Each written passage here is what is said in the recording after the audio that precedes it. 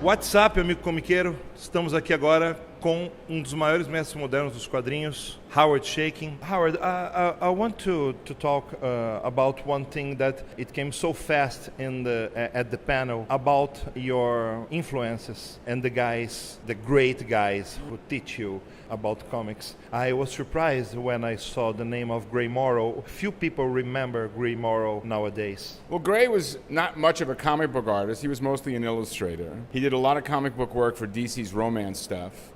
I became friendly with Gray, and I ghosted some work for him in a number of places, for the National Lampoon and some work for Marvel. And he was a very good man. In retrospect, I don't think he was much of a comic book man. I think he did comics because that was sort of what was there. Of the five guys that were my primary mentors, he was the least comic book based. I mean, Gil, Neil, Woody, and Joe Orlando were far more comic men that really imbued in me an understanding of the form. Gray just drew beautifully, but he wasn't a very good comics artist in a traditional sense. The comic artists of the old times didn't think about their work as art. It's a true statement. I think that's so. For the most part, they were, most of the comics guys, there are only two guys born in the in 39 and 40. Everybody else was born in the 20s. And then there's my generation in the 50s.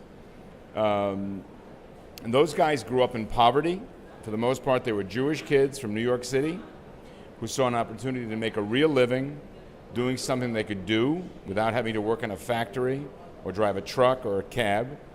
And I think they were grateful for the work. When the material began to be identified, mostly in Europe, as having more value than they thought it did, I think they were confused and mystified by this. Your peers, my contemporaries. Yes, your contemporaries. You have friendship with who, and your work has affinities with who too. Well, the only guy of my generation that I'm in contact with regularly is Walter Simonson. Walter and I have known each other for 40 years. You two have a great use of typography. I think Walter was the one who brought that in. He is most responsible for that. And I admire his work enormously. I think that of my generation, Walter and I are the only guys who are doing work that is not a parody of itself. I think we're still doing work that's competitive and real. And how's for you to work on a market so competitive, so cruel as comics, because you have to have a living? Well, I've aged out of most of the mainstream large houses. I mean, I'm not being kept busy by Marvel or DC right now. They want younger men, younger women, younger blacker women, younger, more. They're looking for more diverse identity, and I represent the least interesting aspect of their needs: an old, fat old Jewish white guy. Why do you think that aspect of empowerment, how they say? Because sometimes I saw the things I overview the things, and sometimes I think the work is the technique is less important than the diversity. How do they say? I have no idea. I believe in craft, narrative, and design. Everything else is smoke. Tell me, when you made Black Kiss, it was a confusion in some countries. How do you mean?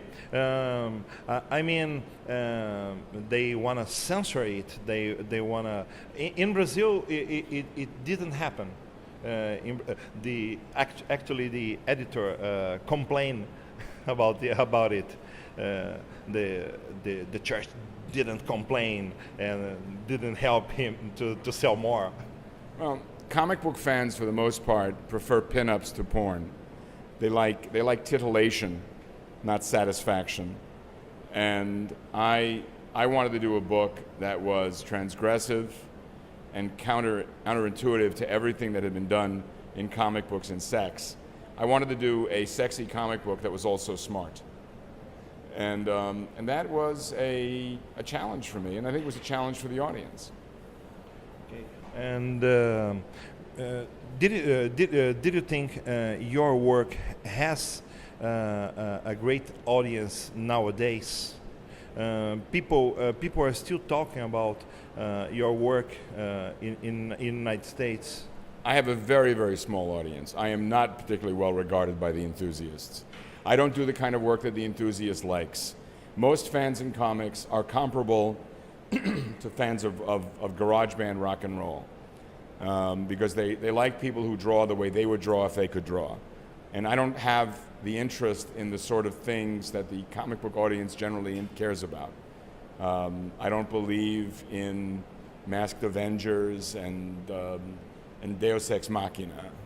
I'm more interested in historical stuff, crime stuff, erotic stuff, and funny stuff. And I'm on the outskirts of comic book fandom. Did you think comics are becoming boring? The new titles, the new scene of comics are becoming boring and boring. I think mostly because the comic books that over the past couple of years, I think as one of the elements is a reaction to how shitty comics were in the 90s, when they were all sensation and no narrative.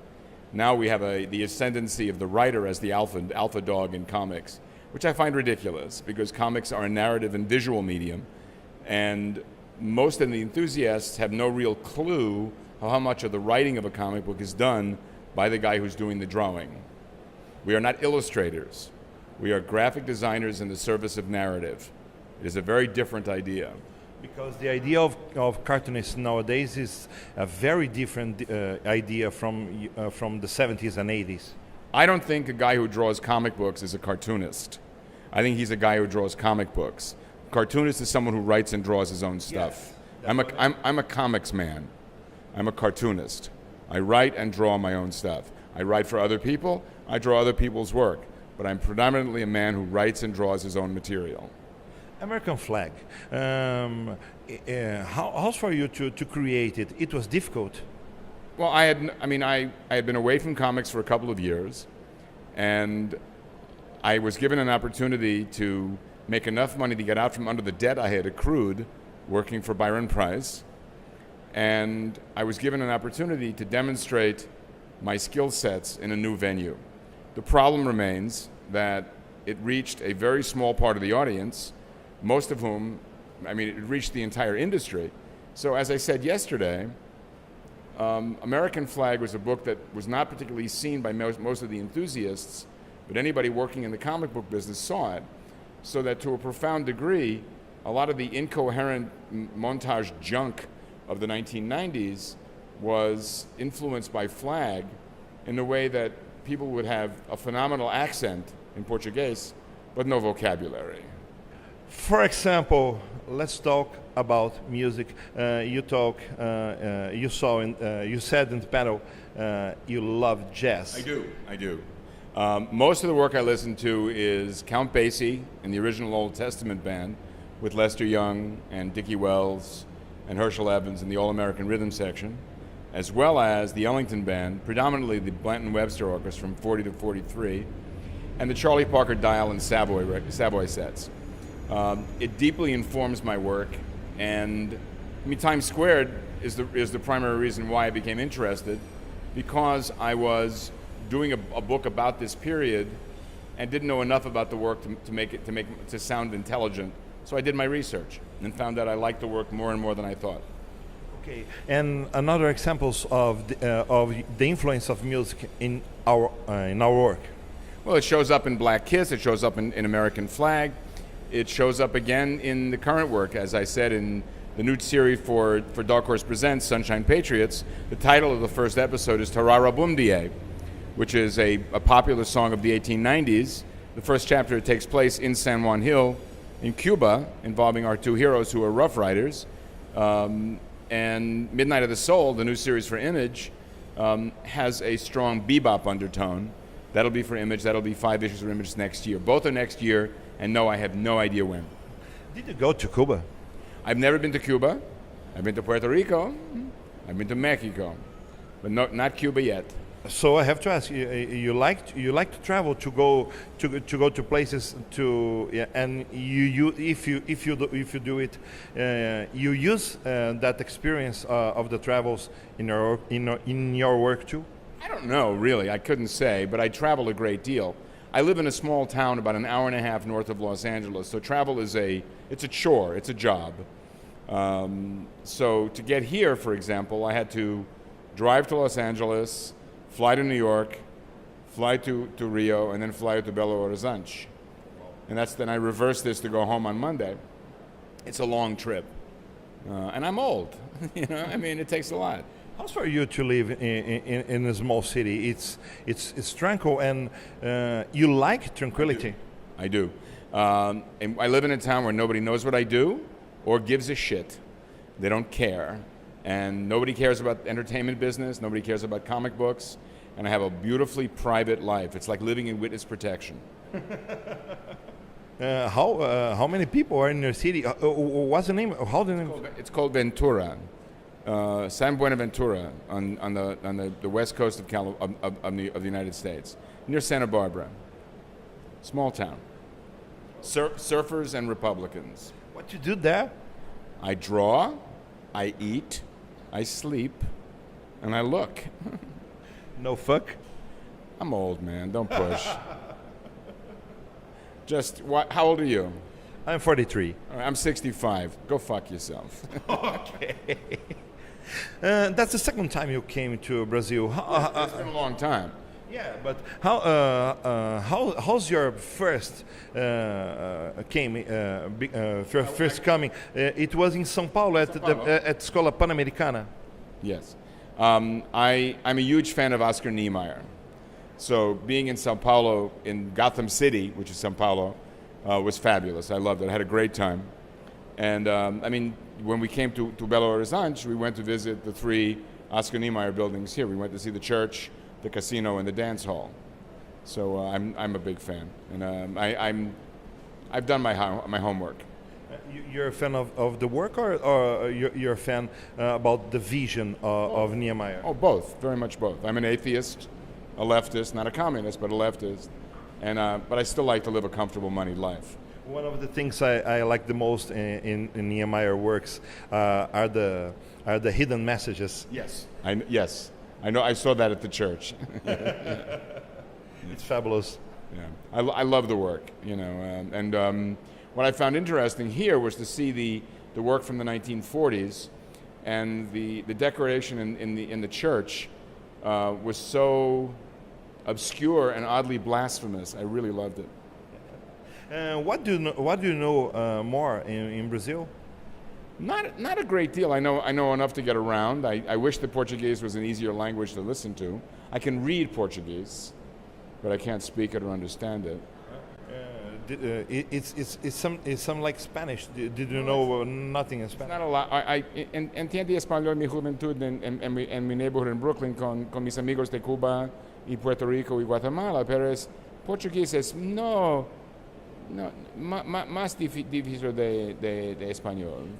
Pero español es una lenguaje muy hermana de portugués. Pero los diferentes es más de las similaridades. Nosotros tenemos en Brasil, principalmente con Argentina, una lengua común que es llamada portuñol. ¿Sí? Really? Interesting. Yeah. We mix some parts of Portuguese, some parts of Spanish, and we talk that language, and the Brazilians understand, Argentinians, people from Uruguay, Paraguay, Chile understand a lot. I don't know if Mexicans. Oh no, we have Spanglish. Yeah. See. It's like Spanglish. Well, Spanglish. I live in a small town with a large Mexican population, and the best restaurants in my town are Mexican restaurants, and so we use Spanglish a great deal. I don't know why the languages didn't mix us more.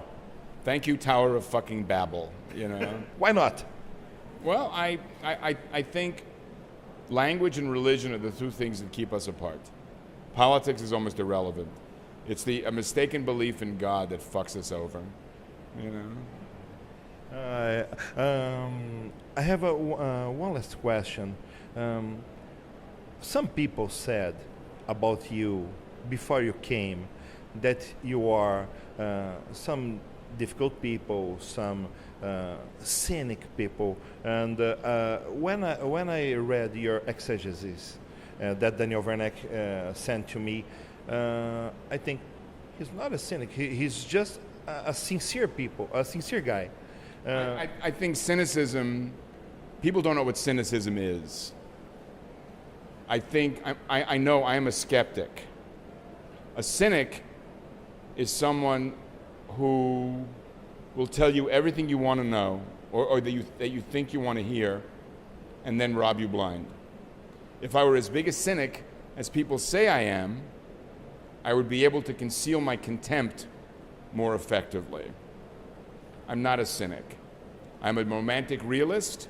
I'm a skeptic. That's me.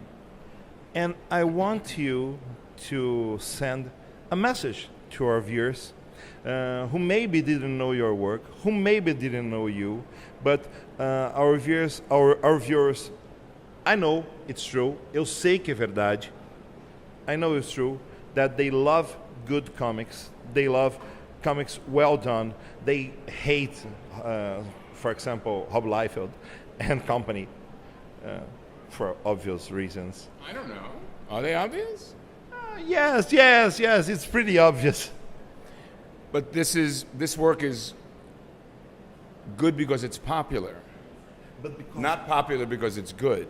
But he did a thing that I had to admire.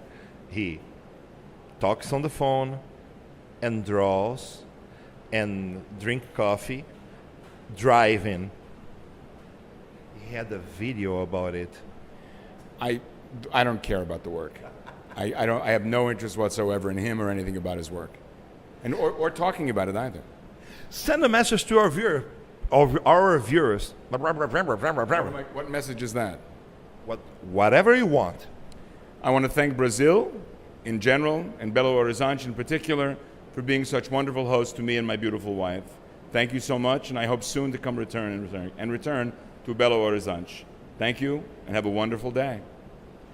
Really nice to meet you, Mr. Chaykin. Thanks, man. Appreciate it. Thanks.